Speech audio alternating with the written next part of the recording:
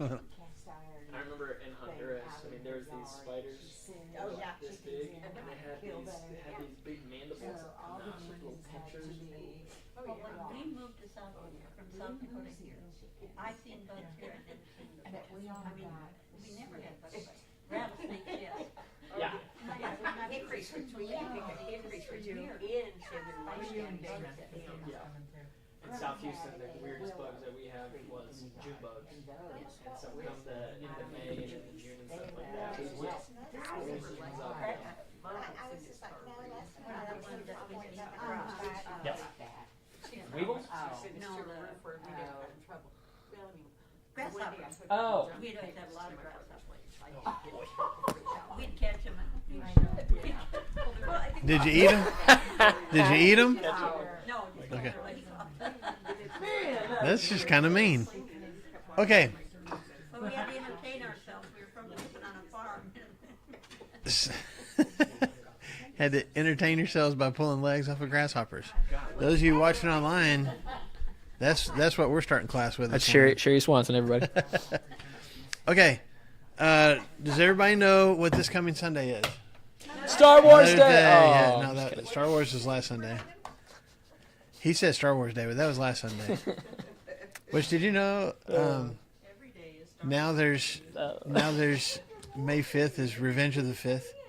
Oh. Instead of Revenge of the Sith, it's Revenge of the 5th. I'll give Star Wars you know one that? day out of 365. Okay, we don't need to, though. Maybe you do the, like, we're with the Rebel Alliance on May 4th, okay.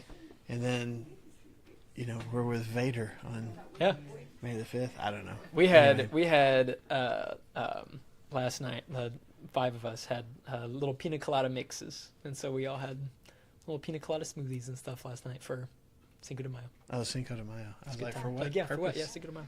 Because we didn't get to. I went to Julie's and I had bigger. Oh yeah. What'd you say?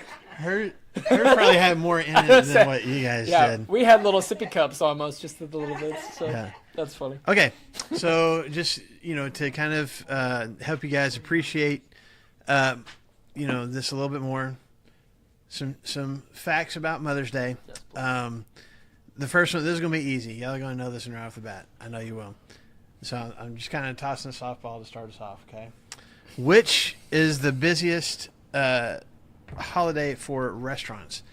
Valentine's Day or Mother's Day? Yes. Mother's Day, by far. By far. Okay, what has been the heaviest human baby ever born? Oh. On record. Bigger than 15. Oh. Bigger than that. Bigger than that.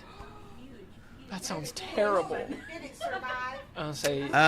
For a few days, I think, or a few Oh, hours. bless. I mean, it didn't survive for very long. How big? 22 pounds. 22 Cesarean? pounds. I don't know. Please let it be a cesarean.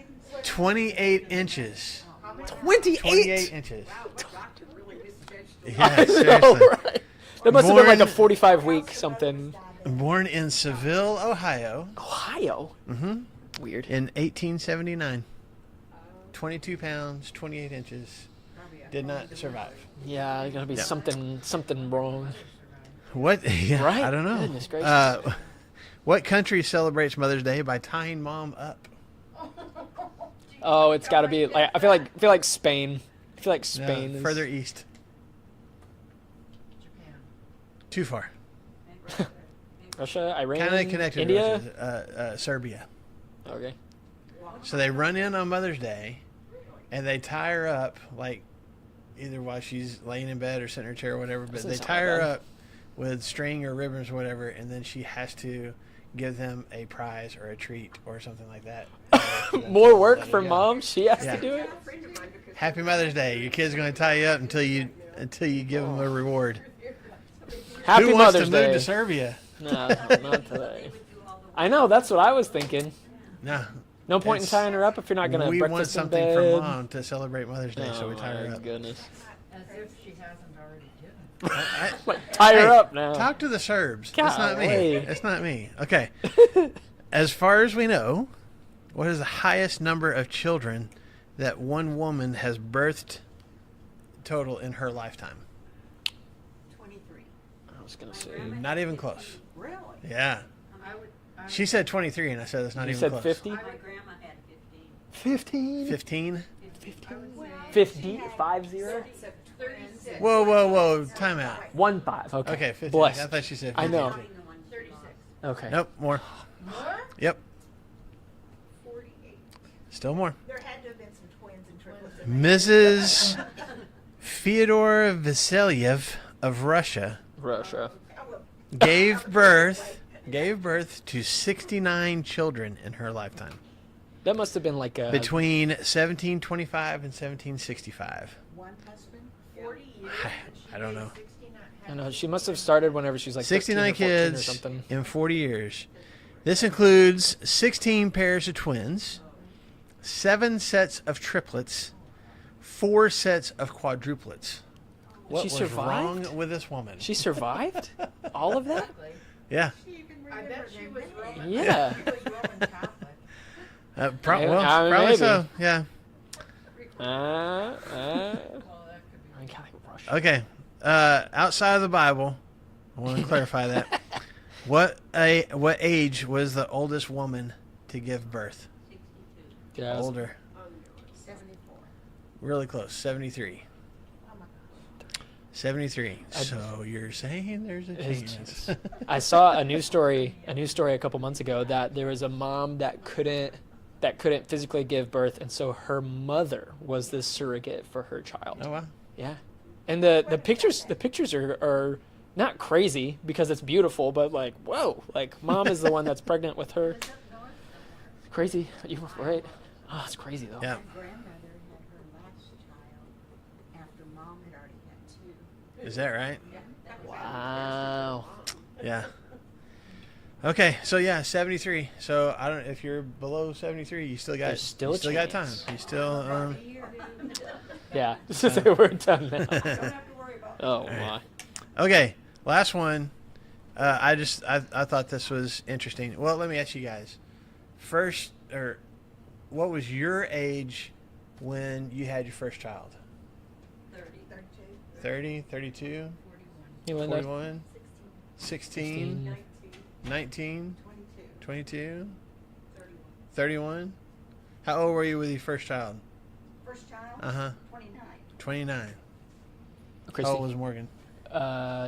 25. 25? No, that's a lie. 30.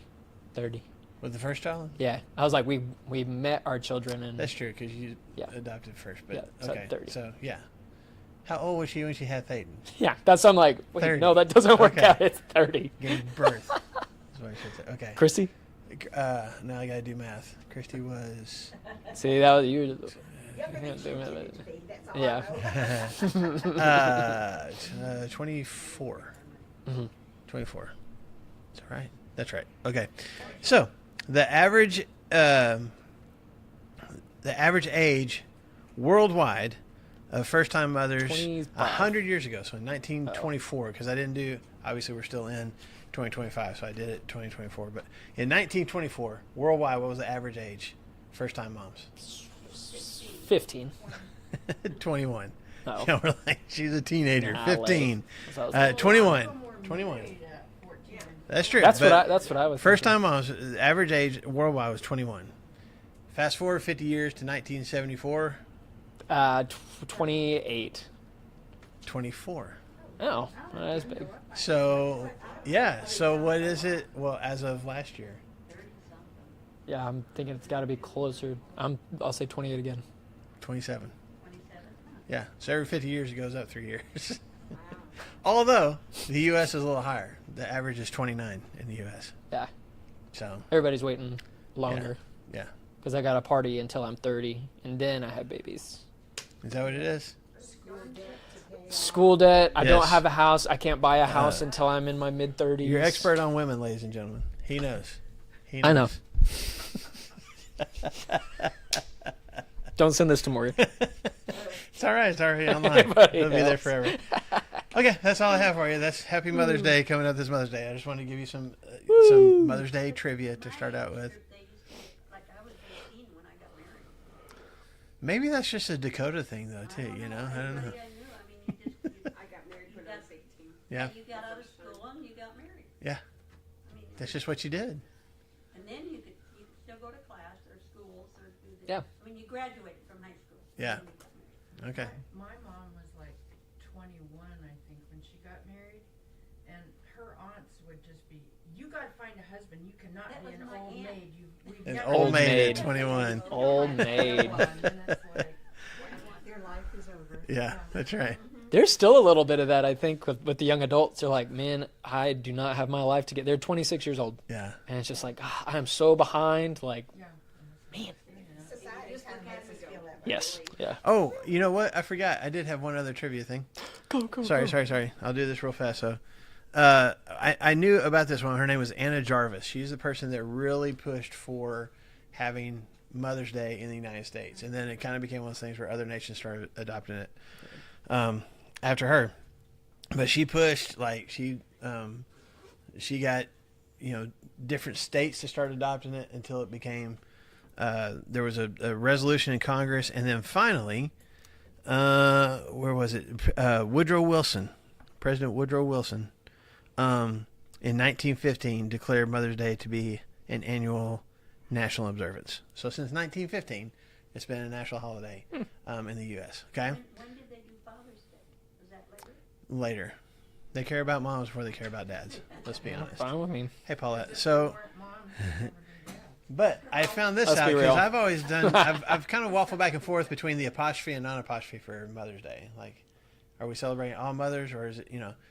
She was adamant that it was singular. It was Happy Mother's Day with apostrophe s, because she wanted you to celebrate your mother. So she wanted to make sure that we call it Happy Mother's. Yeah, Happy Mother's That Day. is smart. Now, here's the thing that I didn't know. I'm just going to read this. Unfortunately, as time went on, Anna Jarvis was soured to the Mother's Day holiday, saying it had gotten too commercial. I mean, So much so that by 1920, so signed into law, or signed into national observance in 1915. So 5 years later, 1920, she started trying to convince people to stop buying flowers and other gifts, even going head-to-head with the floral industry and other industries who had initially helped her to fight for the holiday. Her ideal gift, she thought, was to write a heartfelt letter. Quote, any mother would rather have a line of the worst scribble from her son or daughter than any fancy greeting card. But why can't you have both? Why can't you have both, though? She came to loathe the holiday until her dying day in 1948. Bless. 28 years. So, But that's like all holidays. They're all commercialized. They're also commercialized. yeah. Do you remember, like, when Mother's Day came around, you bought a corsage for your mother to wear? Oh, yeah. And there were different colors. Yeah. If their mom had died. Yeah. Yeah, red as if they're still alive, and white as if they had died. Mm-hmm. Yep. You didn't even know that, did you? My mom-in-law has told me about it. Okay.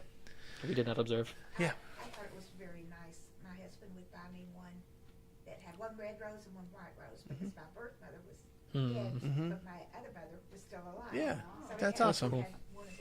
That's really I cool. thought that was thoughtful. Okay, now I'm move. done with Mother's Day information. Say, so there you go. Jesus, but, Mom. you can prove your wisdom to other people. Would you go ahead and tell us what the gift is on that Sunday? Because I'm deciding which church I want to go to Sunday. That's all you want. You just want a gift. Don't really get into it. And It's not a gift card. Or is it? Is it a flower? Or It's is not it? a gift card. 'Cause I used Or to do is it? flowers. Or is it? The chapstick seemed to be a big hit last year, honestly. There were I people did like that the were chapstick. really- I thought that was cool. We still have a Okay. couple. No, you can't. No, you're just going to have to show up on Sunday. I think it's Okay. a flower. okay. Especially if it's got a gift card. You bet. All right. You already said Yeah. If you make a donation, I'll tell you right now what it is. So I'll just She's getting her purse out. All right, Mark chapter 2. Let's get into Mark chapter 2. Tuesday tithe. It's my own fault for getting us off track before we even start. Mark chapter 2. Last week we talked about the paralyzed guy that was lowered down through the roof, right? Lots of content there. And it wasn't just about the miracle, well, the physical healing, but spiritual healing as well, because Jesus forgave his sins. and kind of ruffle some feathers and push the envelope a little bit as far as religious leaders, well, even just the crowd themselves, and just can we have someone who is not God forgiving sins? So Supposedly. So that's what we talked about last week. Okay, so we're going to jump into we'll just see how far we get into chapter 2. I'm not guaranteeing that we'll get all the way through, but we're going to go as far as we can. Say in the 26. time that we have. So That's another. That's another. Let's go ahead 15 verses. So let's go ahead and read just at least the next story here. So starting in verse 13, I'm going to read through verse 17. Once again, Jesus went out beside the lake. A large crowd came to him, and he began to teach them. As he walked along, he saw Levi, son of Alphaeus, sitting at the tax collector's booth. "Follow me," Jesus told him, and Levi got up and followed him. While Jesus was having dinner at Levi's house, many tax collectors and sinners were eating with him and his disciples, for there were many who followed him.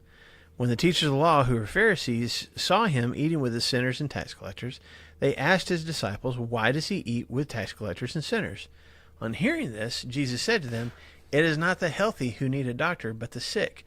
I have not come to call the righteous, but sinners." Okay. There's other gospel writers, by the way, like Matthew himself. Mm-hmm. This is a story ultimately about Matthew, because Levi is another name for Matthew. But Matthew tells his story himself in his own gospel. But, it's just kind of a quick kind of aside. So we'll kind of do like with the story of the paralyzed man last week. What are the elements of this story that jump out to you guys? What do you see that's significant about it? Jesus didn't care who, in the sense of propriety of those days. He didn't care. Okay, didn't care about like social norms. He was going to break the rules. Okay, good. What else? Those that didn't follow Pharisaic law were called sinners.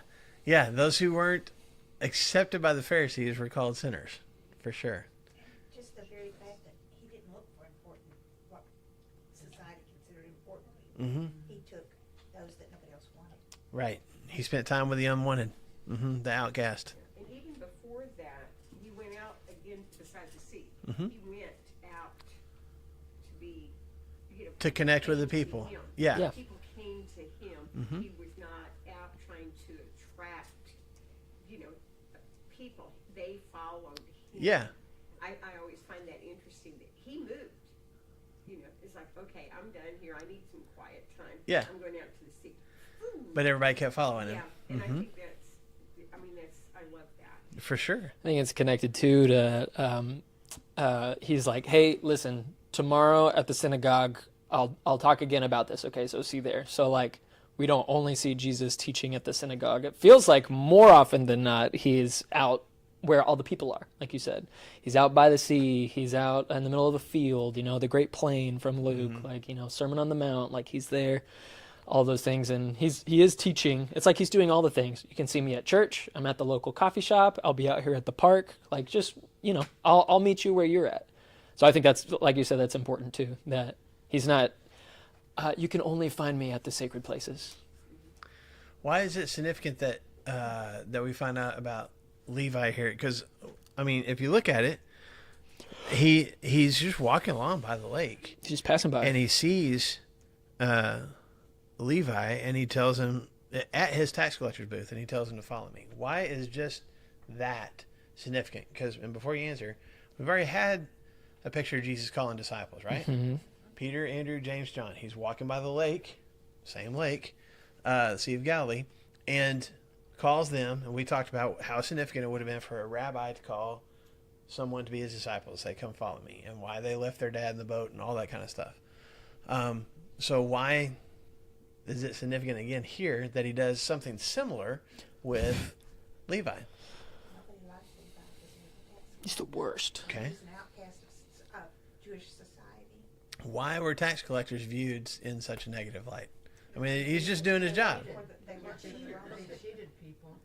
But he's just doing his job. Well, was he just John doing his plus job? some. Yeah. What? There's no indication of that here. Yeah. Doesn't say anything about that here. That's how they- Yes. I wonder That's, why there's a tax booth out by the water at the lake. Do they have to pay taxes on the fish they caught? My Bible says the tax collector's booth where Jesus found Levi was probably a toll booth on the major international road that went west from Damascus through Capernaum to the Mediterranean coast and then on south to Egypt. Yes. So there's a couple of different. You did a whole sermon on this like I did. 6 months ago. Yeah, longer than that. It was a year ago. Oh, I remember it very clearly. So. Yeah, it was when we did or maybe it's 2 years ago now. The Let's Eat. It was when we did Let's Eat. Cause we were eating at Levi's house. Yeah. So yeah, I'll do this really quick. I won't get unless y'all want to go deeper dive. But the tax collectors, the Roman Empire is in charge. The Roman Empire just tells a certain geographic area, you owe us this much taxes. How do they know how much taxes you owed? They did a census. Y'all remember why Joseph and Mary had to go to Bethlehem? They would count people and know this is how many people are living in this area, this is how much taxes you owe. That's how the Roman Empire continued to fund its soldiers and stuff to continue controlling all these territories. Okay, so what people in those territories, those conquered territories would do is it'd be similar like bidding for government contracts. You know what I'm saying? There were these tax collectors that would say, I will be in charge of, this geographic area, this district, and I will make sure that all the taxes that are due in this district get, sent back to the Roman government. And so they would, and then, they would have their commission. I will get this many taxes. I just want this much money in return in order to collect your taxes for you. Everybody with me? Because it would be a dangerous job too. It would be. Give them a salary.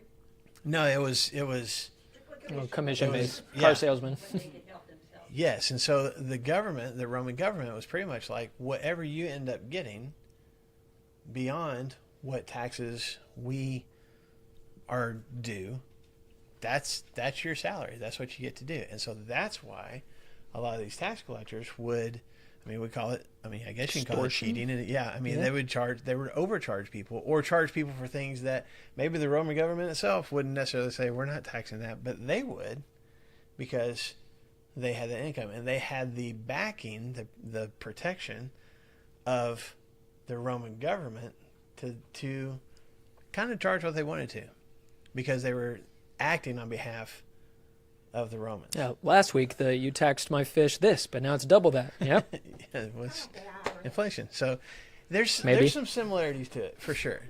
But this is why tax and probably it wasn't one. I used to think this was one of those things where Romans were like, "Hey, you're now going to be a tax collector," and oh man, it wasn't a forced job. Now these guys like I think Zacchaeus was a chief tax collector. I may be lying about that, but I think that's his title. That's right. So that's what he would get. It is kind of like the mob. He would be in charge of this district, but he would have other tax collectors below him that would collect on his behalf. And he's kind of like the same thing as the Roman government. Here's how much I've got to send to Rome, so you make sure you get that much to me. So again, the lower guys might charge as long as the chief guy is getting his amount, and then whatever he's overcharging his subordinates, fine, as long as Romans are getting what they are due. Everybody with me? So everybody's getting a little bit extra, which means that the people who are being taxed extra. Okay? This is why the Jewish people hated tax collectors. This is one of the reasons why. It's because they were overcharging. It was stealing. Not only that, who are they collecting money for? Their fellow Jews? No, the Romans, these Gentiles, these people who have invaded the land that God promised to us. You are helping the enemies of God's people. And you're reaping benefits from it. Yeah. He's got that was just sinful. That was just, you are intentionally hurting your fellow Israelite. And so you are now a sinner, and you are, rabbis and stuff would excommunicate them from the synagogue. You're not allowed to come to worship with us. You're not, and so, yeah, you could gain a lot of wealth doing this, but you would also be lonely. Get, burn a lot of bridges, and pretty much you're only. Didn't like them either because they're Jews. Oh, for sure. Just because they were Jewish people, They they just didn't like conquered them. people. Yeah. So that's what's happened in the tax collection. Now, going back to your question, it wasn't just like property tax. I mean, there were a lot of different things that were taxed. Here by the Sea of Galilee, where all these fishermen were, they would tax, they would, I guess it'd be similar to a toll, but however many fish you brought in, there's probably a certain amount of tax that was due on that. Some people would go so far as to say they would just figure out things to tax, like your boats and your nets and things like that. And there's no records of that kind of extortion. It probably was just your fish, but if you're going to bring these fish, like, the booth would be set between the lake shore and the marketplace. Like, if you're going to go sell all these fish, you're going to pay us first. Or you're going to go sell all these fish and... for your boat to have a sticker on it. Yes. To go fishing. Right. Yes. Yeah. They found ways to get We'll collect that first. coins here and there. Okay? So, I will say this. If Jesus is out here by the lake, who do we know lived on this lake and fished on this lake? The boys. At least Peter, Andrew, James, and John, right? So would they probably have been familiar with Levi at this point? Would they have thought very highly of Levi at this point? Probably not. The Chosen capitalizes on that. I don't think it's an assumption. I think it's a pretty solid. I mean, there's nothing that says, and they didn't like him. Levi knew who Peter was and used to tax him. There's nothing in Scripture that says. I feel like it's the Chosen capitalizes on that really well. Like, that's a huge point of contention of, like, whenever this happens in the Chosen, Simon, like, takes Jesus, or Peter or whatever, takes Jesus and is like, no, not that guy. Yeah. Like, not that, no. Like, because he is just passing by and he comes back and he just shouts at him like, hey, come follow me, just like this. And everybody else is like, dude, no. Like, no. And he rebukes Jesus and he's like, no, you don't know what he's done. Like, how could he do that? And Jesus is like, yeah, I brought you in, you idiot. I'm gonna bring him in too. Anyway, you have to kind of divorce that a little bit, but I think it's a good. No, I think that's a good assumption. I think that's what Jesus is in the middle of doing here. If you looked at his disciples, remember, go back to this rabbi-disciple relationship. Mm-hmm. Not everybody got to be a disciple of a rabbi. There were followers. Jesus had crowds following him, but not all the crowd was a disciple. Okay? So when Jesus actually looked at somebody and said, come follow me, that was a significant thing for a rabbi to do that. He's already taken some people that at some point in their lives have already been told by other rabbis, you're not good enough. Failure. You need to go fish because you're not going to be good enough to do what I do.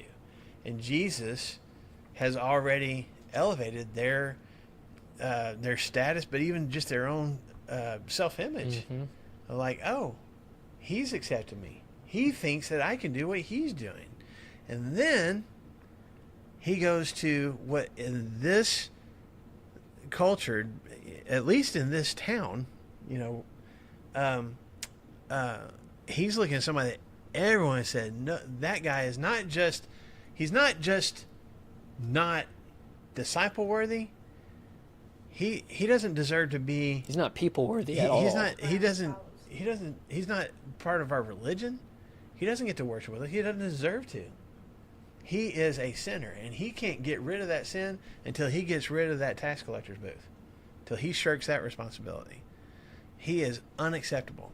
And I will say this, Jesus, when it has, in most of your translation, has quotes around it, but when he's with the tax collectors and the sinners, that's a broad term for anyone who had been kicked out of the synagogue in this Jewish culture, which could happen for a variety of reasons.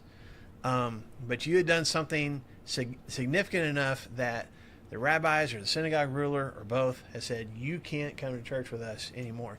And in these, when you had a synagogue, that was not just a place for teaching and worship, as we talked about this past Sunday, but it was also a place to meet together. It was usually pretty close to the marketplace. It was a social gathering kind of place.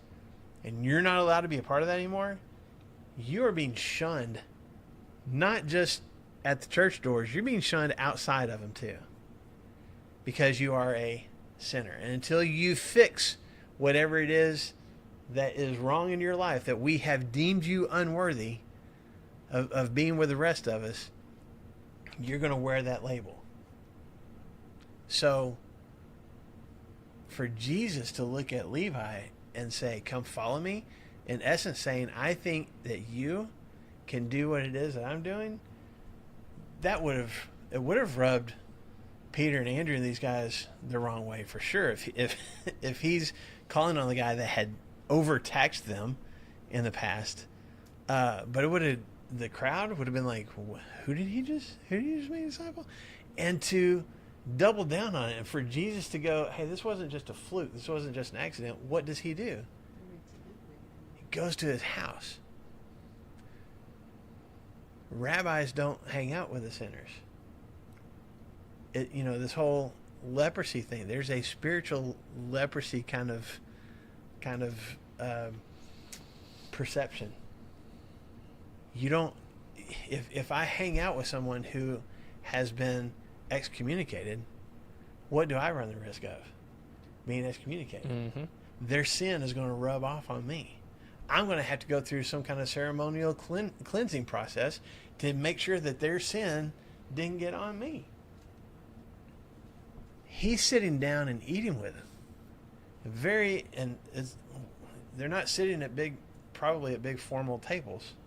Even if this is out in the courtyard, it's cushions and tables, and we're sitting on the ground, and there's bowls of food, and everybody's reaching into the same bowls and grabbing, and I'm touching the same food that the sinners are touching. I got sinner cooties. And that sounds silly, but that's really the mentality that people had. So this is all going through the minds of these religious leaders, these Pharisees, as they see Jesus in this situation. What is he doing? Anything you want to add to that? My version, the ESV, says that they were reclining at the table.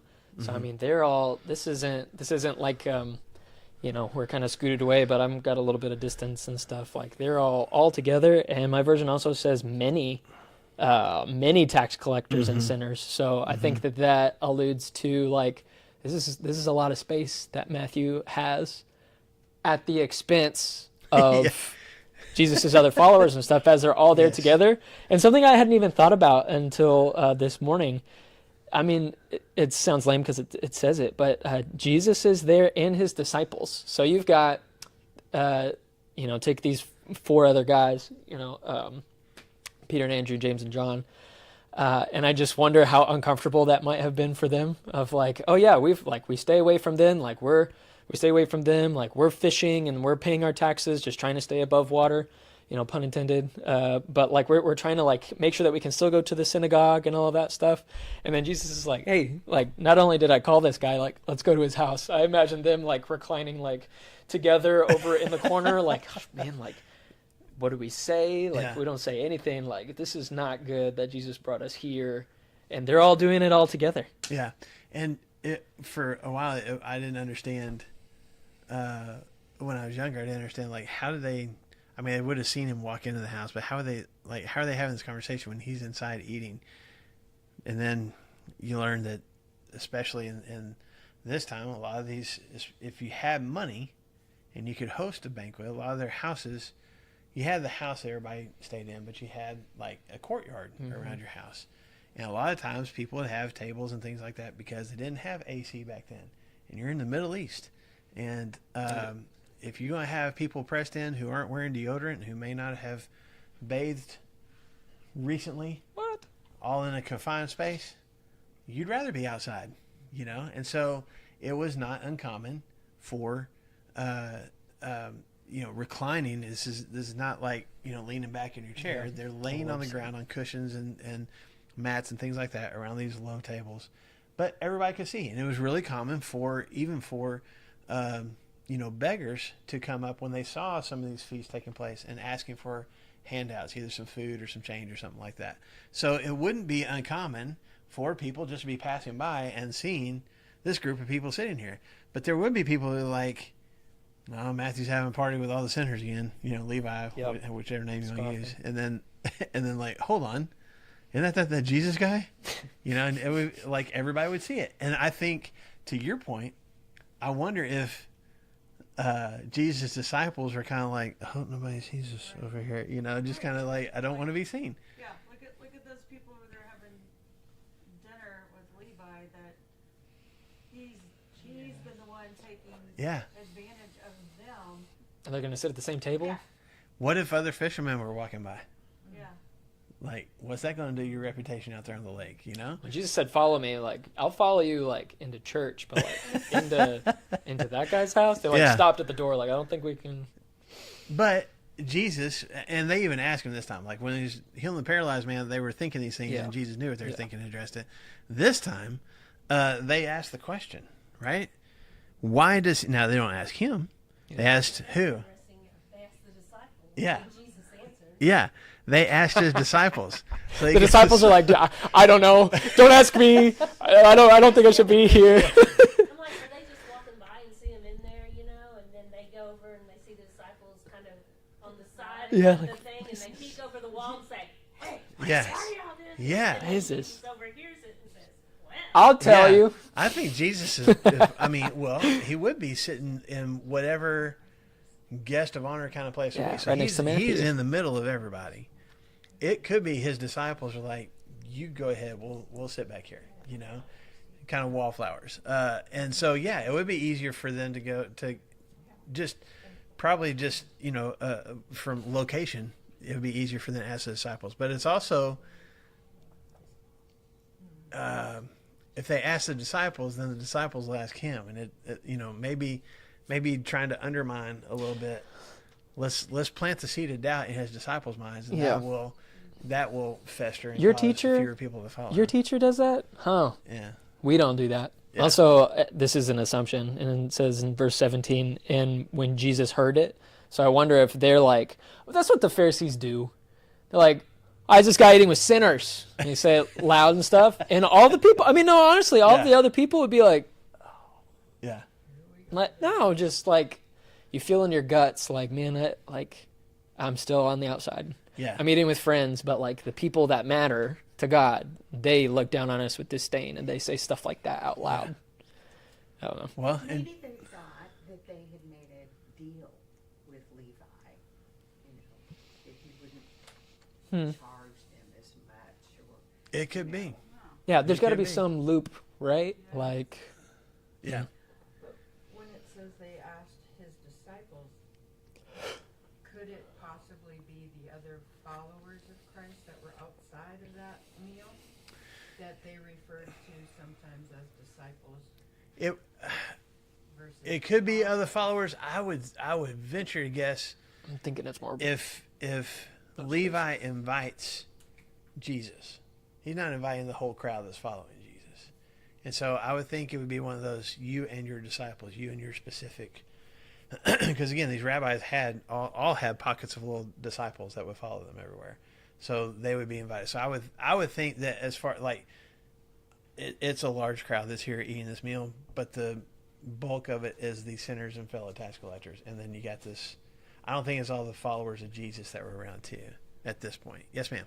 Does it ever say in the Bible of anyone that Jesus asked to follow him and they said no? The rich young ruler. Well, there is. Yeah, that's the only one that I can think of is the rich man, which we'll find in Mark chapter 10, that Jesus said, "Sell everything you have and come follow me." He said, "Go sell everything and then come follow me." But he would follow, but he didn't want to sell it. Yeah, well, he didn't even necessarily want to follow. We'll get there, but his question was, "Am I in? Am I in the kingdom? Have I done enough?" He's not even asking to follow. He's just like, "Have I checked enough boxes on my checklist?" But we'll get to that. We're going to put a bookmark there. Had Levi be the one that followed him that kept all of his money. Matthew would have been better. That's right. So, what is Jesus' response to this? It's not healthy, you would need a doctor. But the sick, I have not come to call the righteous, but sinners. Okay, so kind of a little bit of a parable or an analogy that Jesus gives here. It says it's the healthy that don't need a doctor. It's the sick that need one. So I've not come to call the righteous, but sinners. Okay. Is there I mean, that seems kind of self-explanatory. I'm hanging out with the sinners because they need to become righteous. I'm hanging out with the sick because they need a healing. Is that pretty much it? Well, back to the stripes. I mean, I'm sure their next question is, oh, now he's saying he's a physician. Yeah. Before he says, I'm a rabbi, he's acting like a rabbi, rabbi, and now he's a doctor. Well, he's at least using that analogy for sure about providing healing. Yeah, for sure. I'm right there with you. It seems very like, hey, like these guys are sick and they need help. Like, where are you guys doing? Yeah. But for them, it's like, no, they're sick for a reason, and so we'll let God deal with them. I'm gonna stay healthy while I can. Right. But I'm not gonna even touch their sick. Yeah. But he's trying to also change the Pharisees' minds that they really are the sick ones also. Mm-hmm. Yeah. I think that's what Jesus is getting at here. I am, who are the people that actually go see the doctor? Sick people. But, let's take that a little further. Do all sick people go see the doctor? No. Are there some sick people that should go see the doctor but don't? Sometimes I'm one of them, okay? Right? Now, it is true. The sick go see the doctor, but it's the people who are willing to acknowledge Their sickness. that they are sick, right? That's what my version says. I have come to call not those who think they are righteous, but those who know they are sinners. Yeah. And I think that's what Jesus is getting at here. I'm not here to, what version are you using? The ones that think they're righteous. What is it? New Living? Mm-hmm. Yeah. I think that's what Jesus is getting at here. Because when he says, I'm here to call the righteous, well, didn't Jesus, not the righteous, but the sinners. Didn't Jesus come to call everybody? But a lot of people didn't want to go. Okay. So as people who be these Pharisees, I'm righteous. I do things right. I'm in a correct position with God. My conduct is aligned with my checklist of what I know to be acceptable to God. Mm-hmm. And Jesus is Jesus not calling the Pharisees? Okay. He's calling them, but they're not listening. So this is what I'm getting at. When he says, I have not come to call the righteous, but sinners. How many of us are sinners? Okay. So were the Pharisees sinners? Had they ever sinned? Yeah. They didn't think, but he's calling them. I'm not calling people who have everything, are perfect. I'm calling sinners. And you guys are sinners too. But it's only people who are willing to acknowledge that about themselves. Who would have been righteous? Huh? Who would have been righteous at this? They would have thought that they were. Okay, so Yeah. I think so he's referring to you think. Mm-hmm. Okay. Yeah. You have this perception that you're righteous, and therefore, even though you are sick, you're not going to come to the doctor because you think you're fine. when their heart's decaying from Yeah. the inside. Yeah. And it's really like it. I won't put it on anybody in this room. I do this a lot. I'm good. There I'm are fine. multiple times when I probably should have gone to the doctor, and I'm like, I'll be all right. Well, yeah, I'll I be think fine. I'm too. not really sick. I'm not really hurt. Nah. That bone's supposed to stick out like that. It's no big deal. Throw some dirt on it, just like Dad said. Yeah, I think there's a lot of times whenever we're like, well, I'm not as sick as this guy, so I don't need to go. Yes. And I think that's like Jesus is pointing out that stuff too. It's like, well, it doesn't matter how sick you are, unless you're healthy all the time, no matter what, absolutely no problems, then you don't need a physician. That's fine. But I've come to call the people that are sick, and guess what? Everybody's sick. Right. But some people know it, and some people don't. Exactly. I won't go too far down this path, but Jesus even points out the righteousness of the Pharisees in Matthew chapter 5 as he's getting it. After he talks about the Beatitudes, he's getting into the rest of the Sermon on the Mount. He says, your righteousness needs to surpass that. I think that's in Matthew chapter 5. Maybe thinking of a different verse. I know he says your righteousness needs to surpass that of the Pharisees. You need to be more righteous. Well, what does that mean? I need to do more good stuff? No. Gotta be better. Your relationship with God, your connection with Him, that's where righteousness really, what it really comes down to. My right relationship with God is not about doing things right all the time. It's about doing the best that I can and staying in connection with God and allowing myself to experience the healing and the forgiveness that I need. Does that make sense? But their righteousness, their concept of righteousness is what? We have a whole list of rules, and I'm going to do all of them right. And I'm going to get as many gold stars next to my name for all the things that I do right as I possibly can. Or at least have more gold stars next to my name than you have to yours. That makes me more righteous than you. Yep. Yes, ma'am. But their rules by this time had been were so far away from God's rules. Mm-hmm. You know, they had put all these extra things in there. Yep. God had very simple rules for them that everybody could do. The Pharisees had to come and add a few more, which is really why I really have trouble thinking about the Pharisees. Yeah. Go ahead. You can finish. I mean, it's like they think they're so righteous for following these rules, but those weren't even God's rules. Yeah.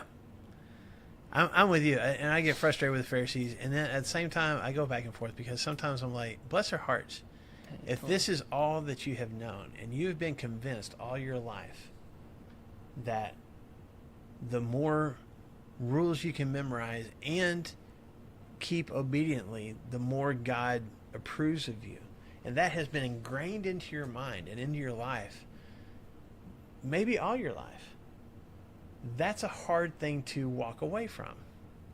So you've been ingrained all your life to believe that it was a sin for a woman to speak in church, Mm-hmm.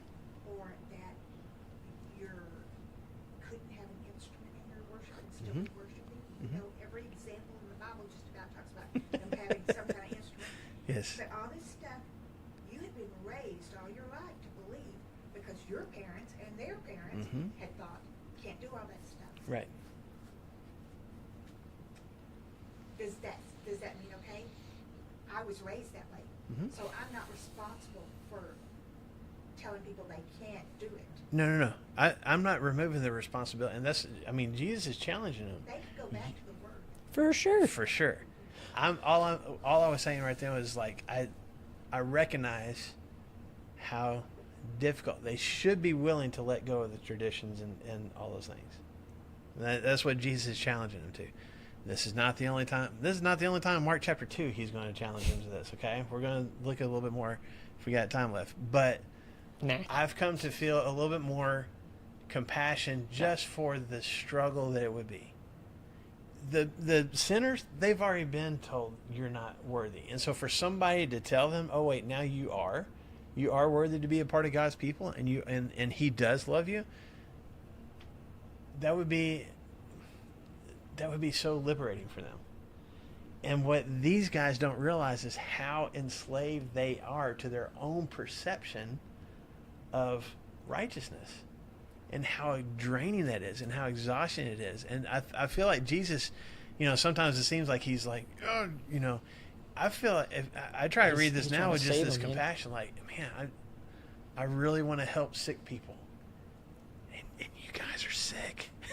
It's almost like you just almost whispering to them, like, please understand, like, you have had a misguided perception of what acceptance from God looks like, and I want to set you free from that, and you won't accept it.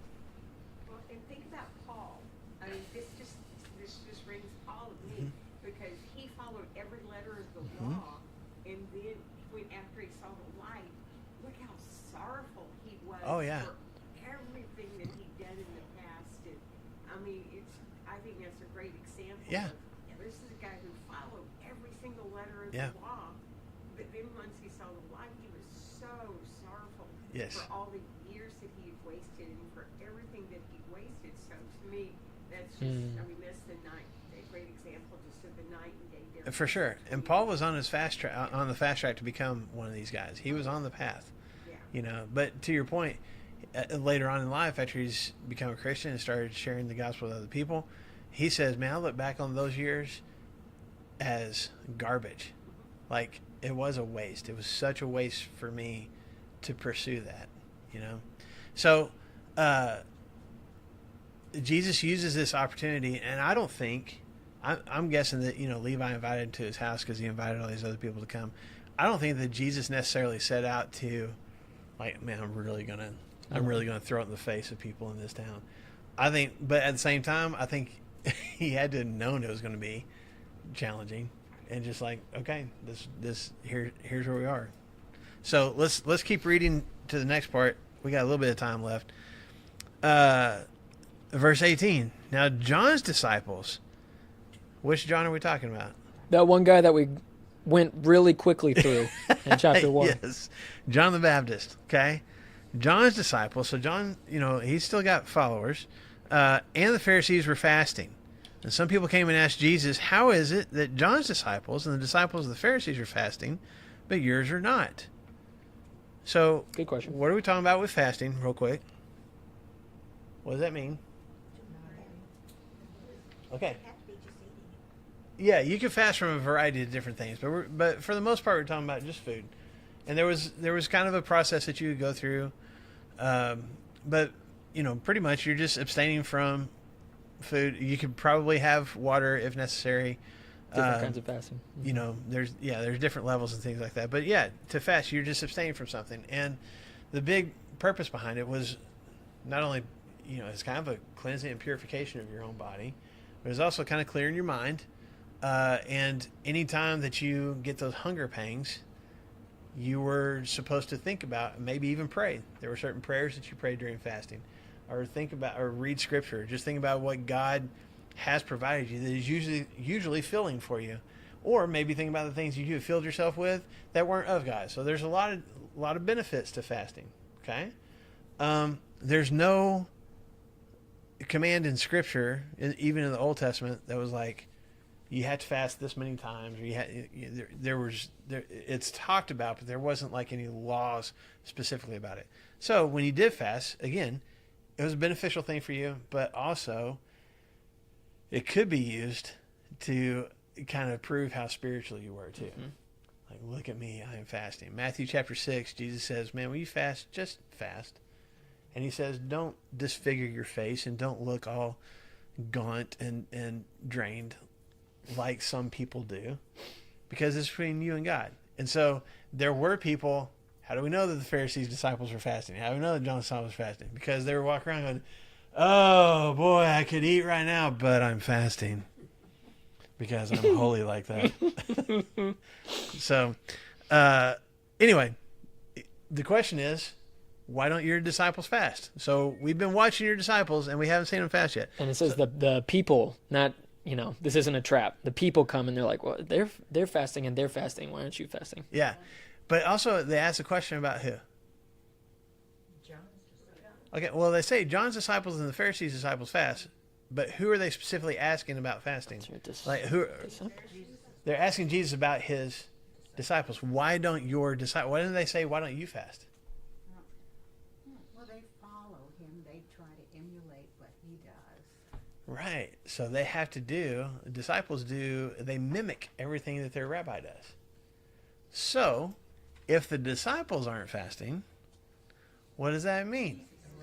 Jesus. Whoa, what? So it's a roundabout way of going, hey, why aren't you fasting? Because if you were, your disciples would. But if they're not, that means you're not, which means what? You're not as holy as John. You're not as holy as the Pharisees. You're not as righteous as they are. But it doesn't seem like they're coming at it. It seems more like a confusing kind of thing. Like, yeah, why is that? Did you forget? You know, or have we not gotten to that chapter in the Rabbi Disciple Manual yet? Like, why hasn't this happened? And we also know John lived on a diet of what? Bugs and honey. Okay? Nice. So He's even fasting when from he the bugs in him. when he fasted, it was like I was going to say his disciples were He's like, like, oh, "Woo." thank we get to fast today. Okay. But what's Jesus' response? He's Jesus is like, fasting. How about a wedding? Let me tell you about a wedding. He just talked about hospitals. Yeah. We're going to talk about weddings. Yeah, Jesus answered, how can the guests of the bridegroom fast while he is with them? They cannot, so long as they have him with them. But the time will come when the bridegroom will be taken from them, and on that day they will fast. What in the world is Jesus talking about here? Well, he's the bridegroom. He's the bridegroom, okay? What's the whole, like, bridegrooms, what's the analogy all about here? Well, the weddings went for days and days and days, and they ate and partied. Okay. If the bridegroom is there, there's no need to fast. We're partying. We're enjoying ourselves. Yeah. Weddings back in this time, it would, whenever the groom went to go get his bride at her dad's house, there would be a parade all the way back to their new house. And they would have the wedding ceremony, and then, this is just the way things are done, I'm not saying the way it should have been, but then the bride and the groom typically would go in and consummate that wedding. And then they would come back out, and everybody would party for a week. Feast. Okay, so everybody's eating and drinking. Jesus' first miracle in the book of John chapter 2, was what? Wedding in Changing Cana. water to wine at a wedding, because they run out of wine. Okay, because it's a huge long party. It's not just a day or a few hours like we have nowadays. So it was typical for feasting to go on. So Jesus says, why, if you were at a wedding, would you expect all the groomsmen and all the guests to fast? And people That'd be like, ridiculous. no. Yeah. So then he says, how are my disciples supposed to fast while they got the bridegroom with them? And they'd be like, yes. Jesus? So it's kind of an odd analogy, right? Yeah. Yeah. So what is Jesus saying? Brandon, what is Jesus saying? Well, it's kind In of the next his 2 minutes. he uses analogies and uses parables and stuff like that. And he doesn't say, now listen to this parable and see if you then can let me figure out what explain it it to means, you, right? Yeah. He's saying something about himself that they need to chew on a little bit. Be like, bridegroom, feast. The disciples, they wouldn't feast because he's with them. This is one of those things that Jesus is like, hey, let's see if you can connect the dots a little bit here. He says all that stuff, which totally makes sense because we have time to think about it and everything and be like, okay, yeah, well, he's the bridegroom. That totally makes sense. And we wouldn't fast because he's with them. Now, whenever he's gone, a.k.a. what? When he's actually gone, then we need to fast and remember and stuff, because why would we fast from like God's presence while God is with us right now? Like, we're not going to do that. And so I think they'd be like, okay, I don't really understand what that means, but I'm going to think about it for a little bit and kind of see. I don't know. Yeah. At least I don't think it would be like, I am the bridegroom. I'm going to die. There's no reason for my disciples to fast from my presence or something. Like, I'm here with them. Yeah. I don't know. I'm agreeing with you. I think if you think about, again, weddings back in this time, it was celebrating this bride and groom, but it was also a celebration of the blessings of God. Look at what God has done. God has provided for this young man for, engagement typically lasted a year. So God has blessed this young man with the ability to gain a living for himself, build a home for him and his new bride. He's taking care of her in the process, and they are now coming together, and we are going to feast and celebrate God's presence in this marriage and God's presence in our lives, that He has blessed us with the ability, with the opportunity to recognize all the good things that He's done. That's what you did at a wedding, okay? It wasn't just about this bride and groom getting married. It was about God's presence through this whole thing, and we're feasting on the goodness of God together. So, what is Jesus saying about Him being the bridegroom? When I'm around, what are we doing? We're feasting. We're feasting on the presence of God. We're celebrating that God is blessing us. In this instance, that the Son of God is here. But God's wisdom is being shared. God's love and compassion is being on display in ways that it hasn't been before. Why would we why would we starve ourselves of that? You wouldn't. My disciples are going to soak that up while they can. And in essence, you should be a part of the celebration with us. Does that all make sense? So A lot to unpack. yeah, but I think you're right. I think Jesus sometimes just kind of drops these statements and then keeps moving. And I think the people are like, huh, Brian, Yeah. okay. Yeah. I'm glad I asked that question because it's really clear now. Jesus. Because then he doubles down in the next two verses with two different analogies too. It's like, Jesus, just tell me. Yeah. But Which we're going to hold on to till next week. We're going to hold on to that till next week. So yeah, he's going to talk about clothes and wineskins. So we'll talk about that. we made it halfway through the 15 verses. Question. Yes, ma'am. Was Levi/Matthew the biological brother to James, not James, the son of Zebedee? Because of the Alphaeus? Uh-huh. Possibly. I'll do some more study on that because I can't remember that for sure. But yeah, because we have another list of the disciples, and there's a James, the son of Alphaeus, there. So maybe there is a connection there. Yeah. I'll look it up because we have different names of the different disciples in the different books. Because there's one that calls Nathaniel, Bartholomew. Yeah, Bartholomew and Nathaniel, and then there's another. There's like Jude and Thaddeus are the same. So I'll need to look that up. I won't say definitively. Likely more than one Alphaeus. I'm sure. You Honestly, think they'd make the connection too? Like yeah, they're brothers. yeah. But I'm just saying, to what you just said, like, we think of the name Jesus, like, honestly, that was a really common name Like- back in this time. like the John Hebrew name or- it would be Joshua. I mean, Yeah. it's the same. That's what he would be called. Well, how many Joshuas were running around, A in lot. Jesus' day? I had a question on Yes, ma'am. how they were traveling all this time with Jesus. Uh-huh. Who is taking care of their families? Or what are they living on? Or how is that? Well, Desert their families, or are they not on the road that much? I mean, I'm trying to. they bounce back and forth. So we only get these snapshots of when they're at certain places, but they're like, here we start in chapter 2. Jesus came back to Capernaum again. Well, that's where Peter was from. So who knows how long he was actually here. Like, we get this one story of him healing the paralyzed man that's dropped through the roof, but we don't know for sure exactly how many days he was there. So But they weren't with him that many years. That's why I wondered if they had they had to visit or be to a lot of places in that short time when you read. yeah, I think they would leave their families for a while and then come back again. How do they support them? Is what. Well, as far as supporting him, he would go find places to stay in these different cities and villages, and they would. But I meant the family. Who's supporting them with their children? Oh. and family? Other family members, probably. But we only know for certain that Peter was married. We don't know if he had any kids or anything like that. Yeah. But Because I'm thinking if they would get resentful of, like, if they're gone all the time and here I'm left. Yeah, I think I have no data to prove this, but I think that probably most of these disciples, or at least at this point, would have been unmarried. So they're just leaving their families, is like going off, Going off getting to a different college on job your somewhere own. else. Yeah.